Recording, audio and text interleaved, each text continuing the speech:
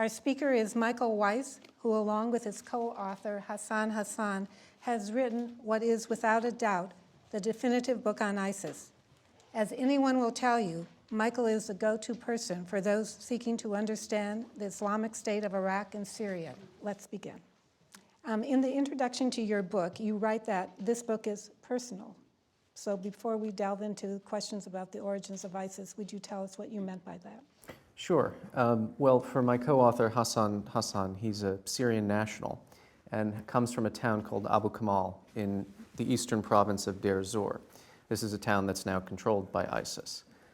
He's lived in Abu Dhabi for a long time. He's now in London, but was watching in slow motion as his country was basically burnt to the ground and destroyed.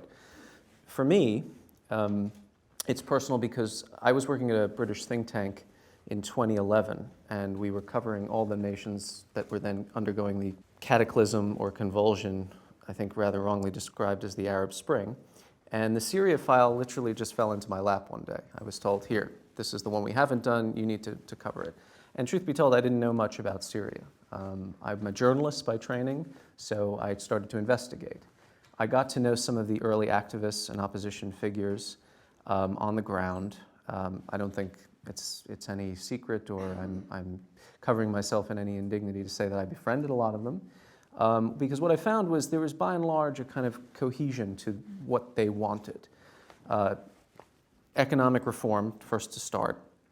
The Assad clan for 40 years has run mostly like a mafia, not all that dissimilar to the Putin system that is now backing it both diplomatically and militarily. And the original protest was not a revolution, was not a call for, we seek the toppling of the regime. It was a call for greater enfranchisement and liberalization. They wanted democracy, they wanted to have a pro-Western orientation. The countries they modeled themselves on, France, the United States, and then in the secondary or tertiary categories, other Middle Eastern nations such as Tunisia, Turkey. In every city in Syria, and we did a sample survey of the opposition from Damascus to Daraa to Hama to Homs, it was similar. And I found that rather remarkable. I went to Syria in 2012. This was during Ramadan, so summer of 2012, embedded with the Free Syrian Army, which had just then liberated not all of Aleppo city, but a quarter of Aleppo known as Bab al-Hadid. I spent about 36 hours in country. I stayed in a town known as al-Bab, which is about an hour's drive north of Aleppo city, spent the night there, then drove into Aleppo and sort of surveyed what was then, the thing that struck me the most was the garbage had piled up so high. They were almost like barricades. Entire infrastructure just blasted out by aerial bombardment and artillery shelling. The people I stayed with in al-Bab, the family, in fact, in whose home I was domiciled for 24 hours or so, were since driven out 7 months later by ISIS. So when I got there, they had just liberated al-Bab from Assad.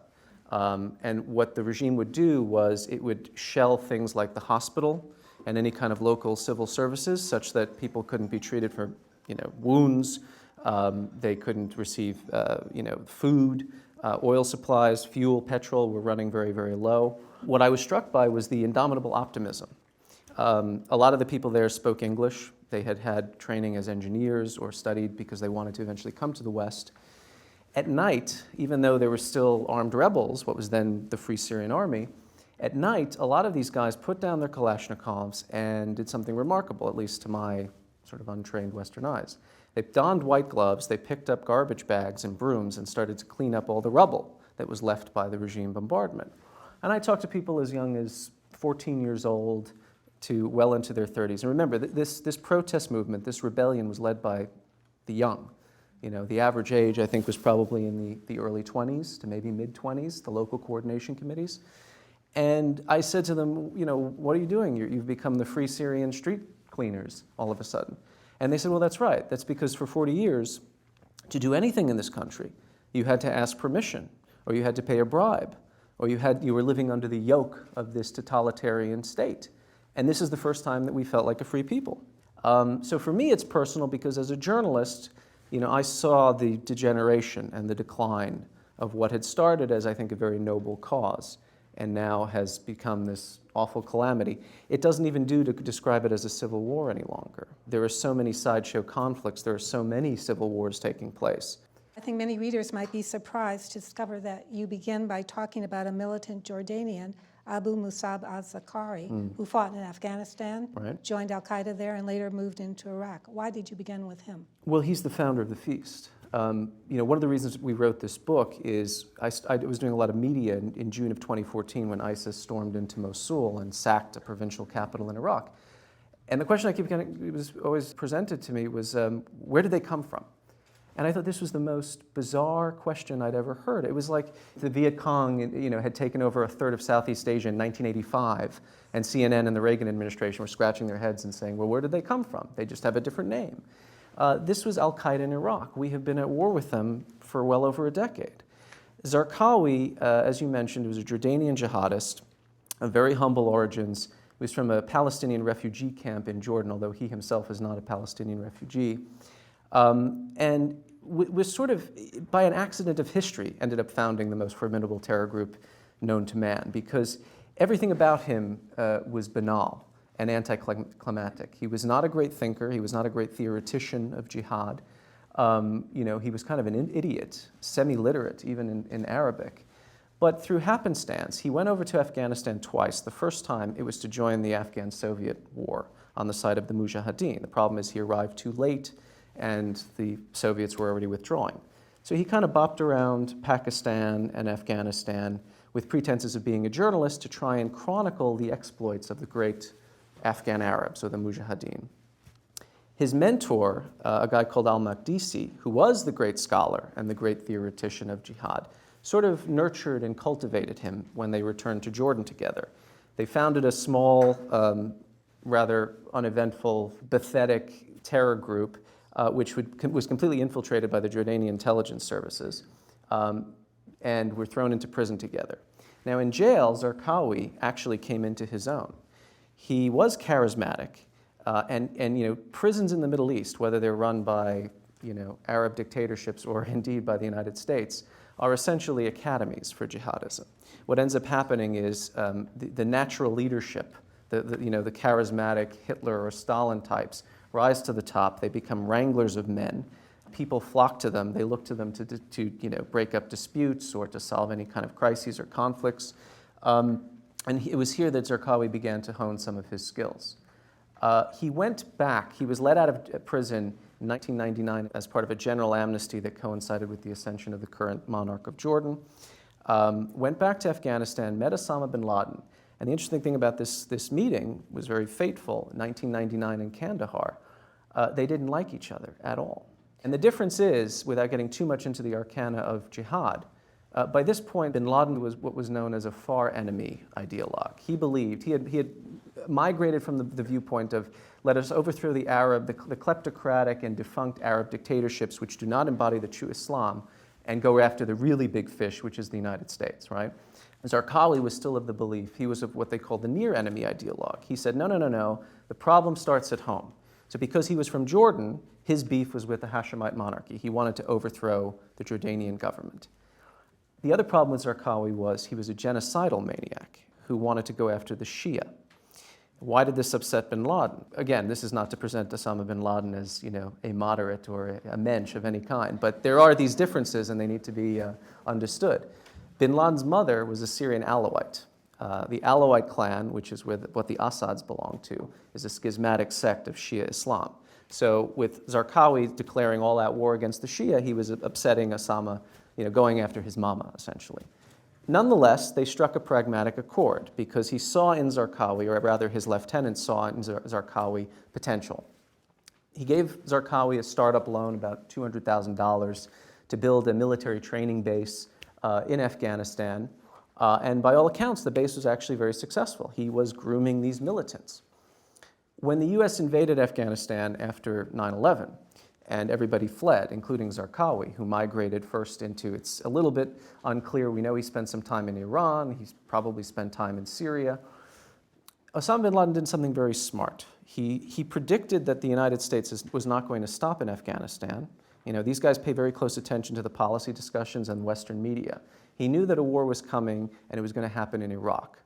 So what he did was he issued an instruction that the socialist infidels, meaning the Saddam Hussein Ba'ath regime, should take up common cause with the Mujahideen, with the Islamic fundamentalist fighters, or vice versa. Zarqawi at this point was not really a paid-up member of al-Qaeda.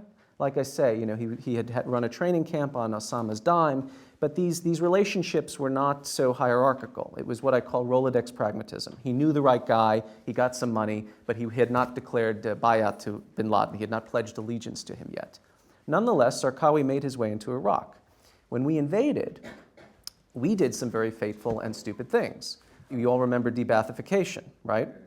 The first 3 tiers of the Ba'ath Party were completely, you were prohibited from public service. So these people were rendered unemployed with the stroke of a pen. The second big thing we did was we disbanded the Iraqi military.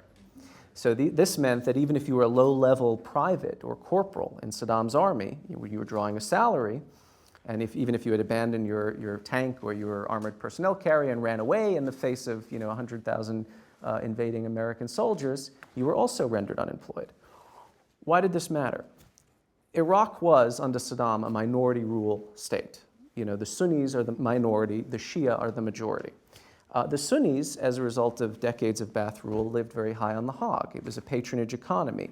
The same system, by the way, in reverse, that Bashar al-Assad has put in place in Syria for 40 years, or his family has put in place for close to 40 years. So the Sunnis became immediately disenfranchised, and they felt like all of the privileges, and admittedly privileges of essentially an apartheid state, just went up in smoke with the advancing US columns. Zarqawi was very clever. He exploited this sociological crisis in Iraq. He started blowing things up. The 2 most spectacular attacks he launched with or debuted with was against the United Nations installation in Baghdad and also the Jordanian embassy, because he hadn't forgotten what his true fight was against, again, the Kingdom of Jordan. Well, he did so well that eventually bin Laden finally decided, you know what, you should link up with al-Qaeda. And Zarqawi said, great, because that'll mean an uninterrupted flow of finances coming from Waziristan, or wherever bin Laden had set up shop, Abbottabad, Pakistan, I guess. Al-Qaeda in Iraq, became the face of the anti-American and anti-Iraqi insurgency, even though the rank and file were, in the main, native Iraqis. Zarqawi, who was leading al-Qaeda in Iraq, was very Machiavellian and very clever. He knew that because he was running a minority franchise, the Sunnis could never take Baghdad by just sheer force of numbers by themselves as native Iraqis. The way to foment a real crisis was to go after the Shia. He hated the Shia, had a pathological bloodlust against them, but he thought if we go after the Shia radicals will further radicalize, the Shia will then attack Sunnis, and Sunnis will be driven into our fold. This is how we'll take over the country, because then Sunnis around the world will see this as a campaign not against the United States, but against Sunni Islam. And they will pour in from all corners of the globe, just as they did in Afghanistan, and that's how we will reclaim the throne, if you like. It's as much a project of Sunni restorationism as it is holy war.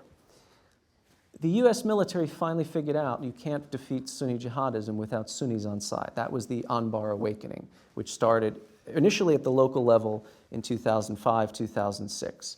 The problem was, when we withdrew from Iraq in 2011, it wasn't just a military withdrawal, it was a political disengagement. All of the tribesmen that had partnered with us at great expense, a lot of them were killed, had bullseyes on their back and were now marked for retaliation by the Maliki government, which ran the country.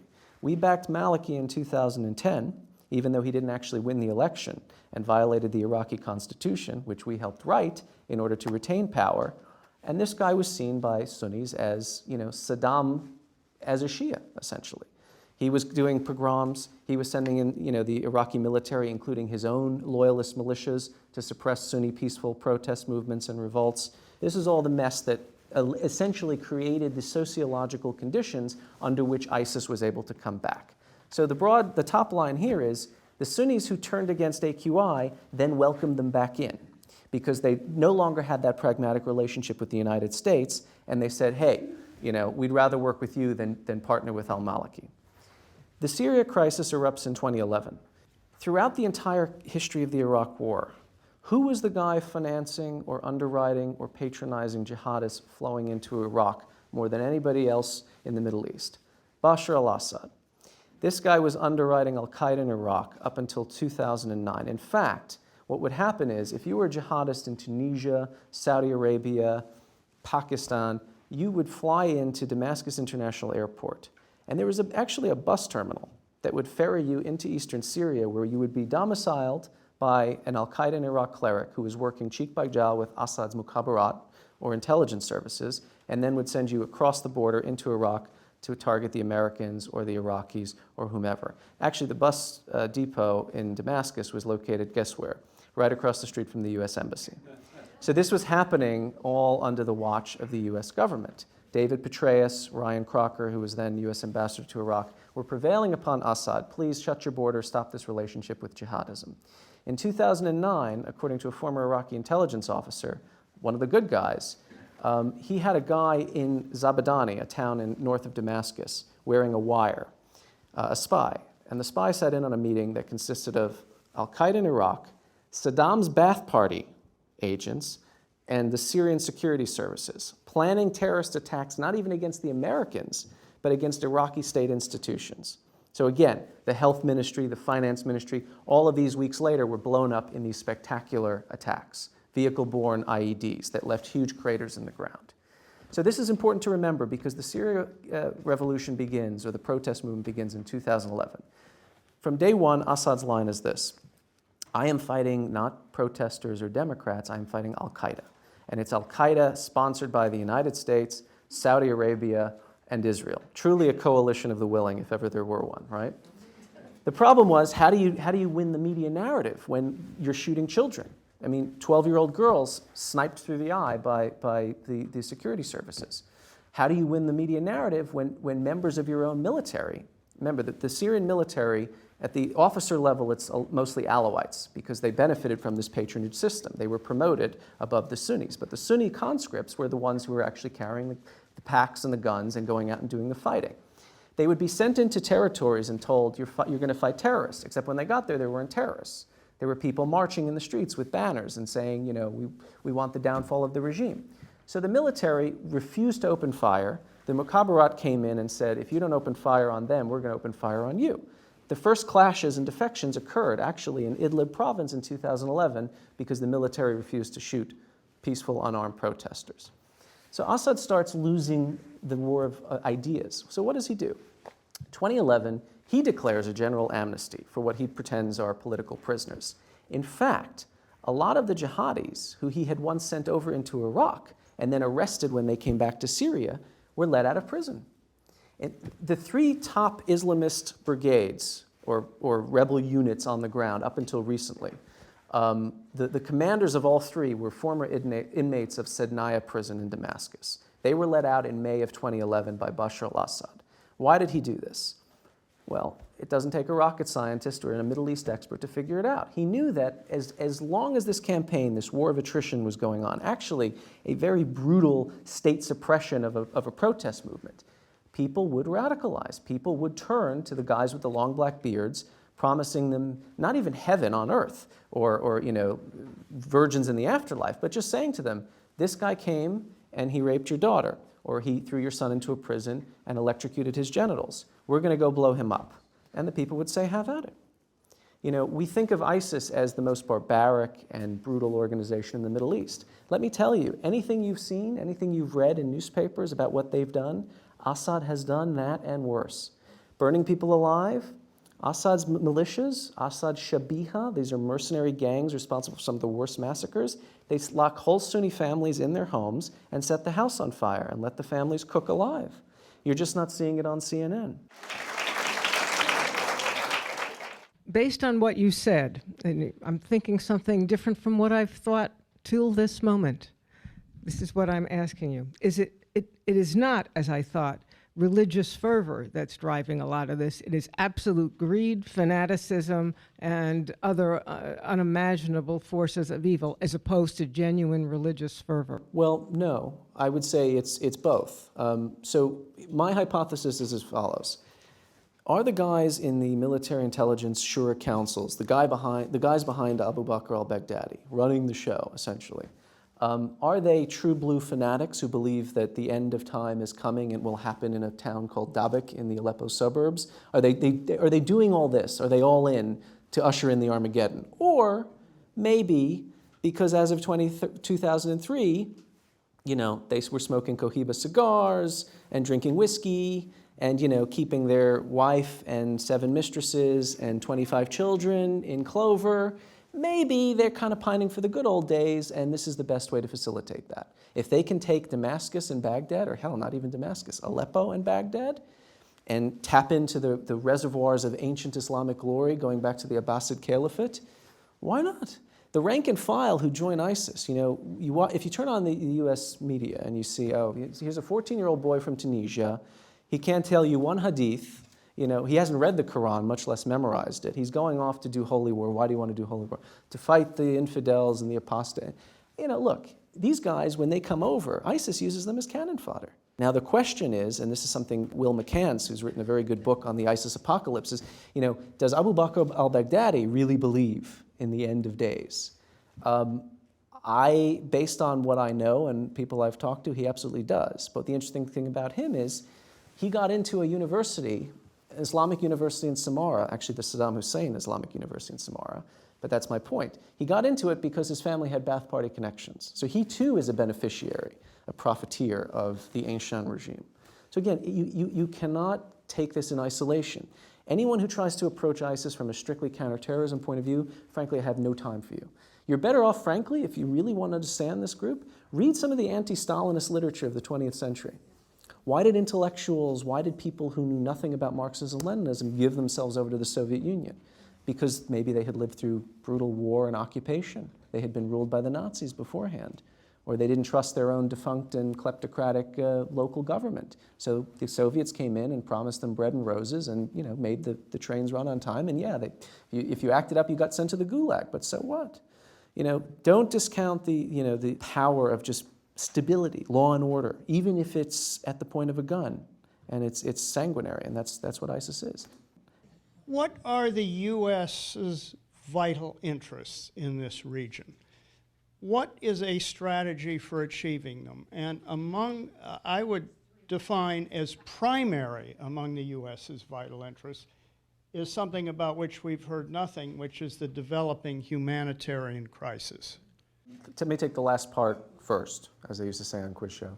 The humanitarian crisis, everyone's watching, you know, this exodus of refugees pouring into Europe and saying, oh, this is terrible, what can we do, what can we do? Well, they're fleeing, by and large, not from ISIS, but from Assad. This gets to the point of U.S. national interest.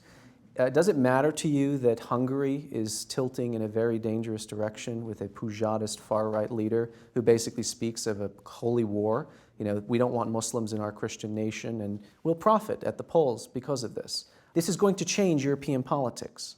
If it changes European politics in the way I think, then you bet your butt the United States has a national interest in it, because it means the vitiation of NATO, it means the probable dismantlement of the European Union, and a host of other unforeseens or unknown unknowns. The question is, yeah, I agree. What is the strategic objective? What is it we're trying to achieve? Do we want to defeat or degrade and I don't know what the going euphemism is, ISIS? Fine. You have to start with first principles. How is ISIS able to hang on to so much territory? It's because you have a complete collapse of state institutions in Syria, and they're not doing the job that they claim they're doing, which is fighting the terrorists. They're fighting everybody but the terrorists, and they're fighting people who have actually fought the terrorists and beaten them before. So maybe it's worthwhile building up that constituency and helping them go after ISIS. Now, we have done this train and equip program, but I've done some deep reporting on this, and let me tell you, the problem wasn't in the implementation, it was in the conceptualization. Or as they say in computer programming, the bug is actually a feature. We were sending guys into Syria that we had trained up, but the commanders of their brigades had not been trained by the United States. I actually talked to CENTCOM. I said, you're sending guys in that you kind of sort of know as the commander of these units? They said, yeah. I said, and well, guess what happened? They took 20% of your weapons and they sold it to al-Qaeda. What did you expect? These are not proxies or assets in any classical understanding of the term. So we're doing things half-assed. And let me be very frank with you, because as you can tell, I'm not you know, I'm not looking for like the next job in the State Department or whatever. I just don't care. There is no U.S. policy for Syria. There is no U.S. policy to defeat ISIS. Why? Because Barack Obama is very tired. He doesn't care. He doesn't want this on his plate. He got his foreign policy legacy, the Iran deal, which he has described as his version of Obamacare in the international sphere. So this is from Barack to Hillary with love. Now it's on your doorstep. No, I'm serious. You think I'm being glib? And I talk to people in government all the time. And the focus is on, if I may say, meaningless bull. How can we counter the narrative on Twitter? What the hell do you mean counter the narrative on Twitter? These guys are chopping people's heads, burning them alive in cages, and you're talking about, hashtagging it. I mean, this is ridiculous. This is a big, big deal. This is not fun and games. This isn't about winning elections. And there are actual people's lives are at stake here. And I don't mean Americans.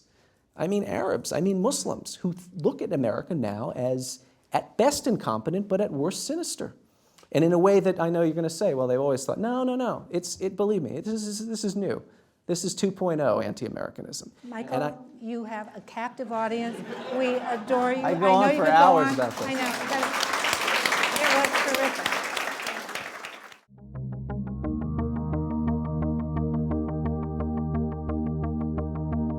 For more on this program and other Carnegie Ethics Studio productions, visit carnegiecouncil.org. There you can find video highlights, transcripts, audio recordings, and other multimedia resources on global ethics. This program is made possible by the Carnegie Ethics Studio and viewers like you.